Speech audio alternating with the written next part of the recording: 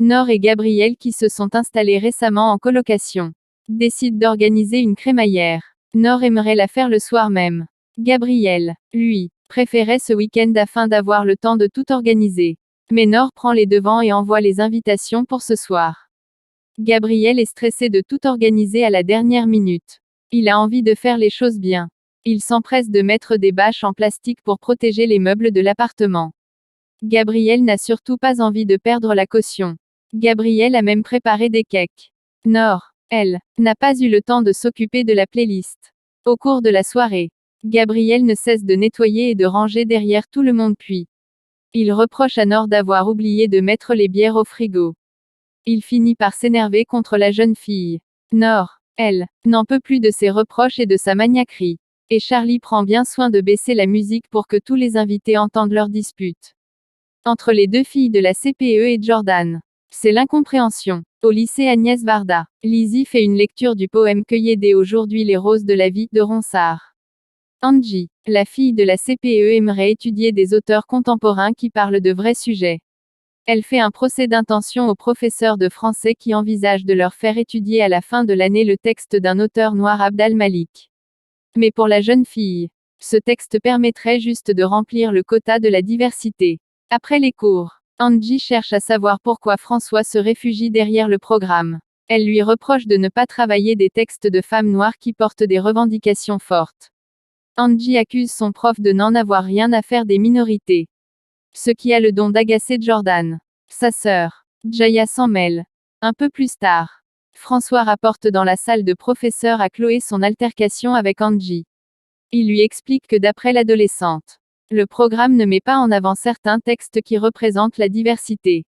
François a peur que tout ceci dégénère et il aimerait bien éviter une guerre des clans. La proviseure se propose de leur parler. François décline. En rentrant chez lui, Jordan est remonté. Il ne comprend pas pourquoi Angie se plaint alors qu'elle n'a jamais connu de galère comme lui et sa famille. En fait, l'adolescent est encore en colère contre le monde entier. Au cours du dîner, Angie raconte à ses parents ce qu'il s'est passé aujourd'hui en cours.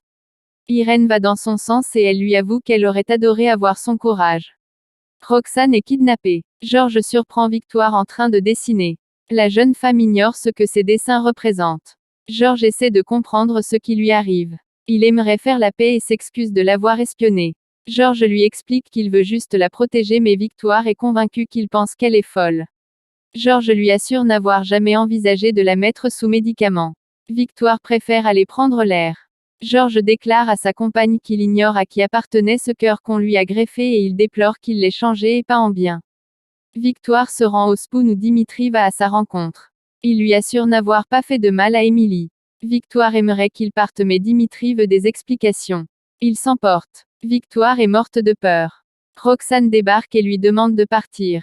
Roxane montre à Victoire le dossier médical d'Émilie qu'elle a réussi à se procurer.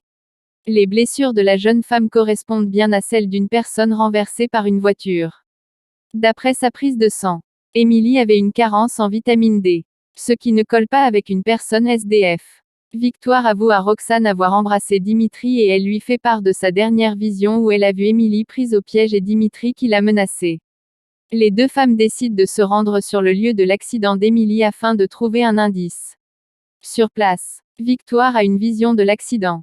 D'après Victoire, Émilie venait de s'échapper d'une cave. Sarah les rejoint, et elle a le sentiment d'être suivie.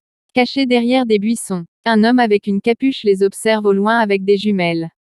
Sarah leur apprend que quelque temps avant sa disparition, Émilie avait porté plainte pour violence contre Dimitri et qu'elle est revenue le lendemain sur sa déclaration. Victoire veut confronter Dimitri mais Sarah refuse. Car c'est trop dangereux. Sarah et Roxane confrontent ensemble Dimitri. Il reconnaît qu'un jour, Émilie et lui se sont disputés et qu'ils se sont échangés des gifles. Sarah et Roxane l'accusent d'avoir séquestré Émilie ensuite. Dimitri s'est renseigné. Il a appris qu'il n'y avait aucune enquête sur Émilie et il leur ordonne de le laisser tranquille. Au moment du dîner, Sandrine propose à Victoire de partir le plus tôt possible en convalescence en Guadeloupe mais la jeune femme veut rester à Sète. Victoire leur explique qu'elle veut poursuivre ses investigations pour offrir le repos à Émilie. Mais elle est loin d'imaginer qu'un danger rôde. En effet, alors qu'elle marche dans la rue, Roxane se fait kidnapper par cet homme à la capuche sous les yeux impuissants de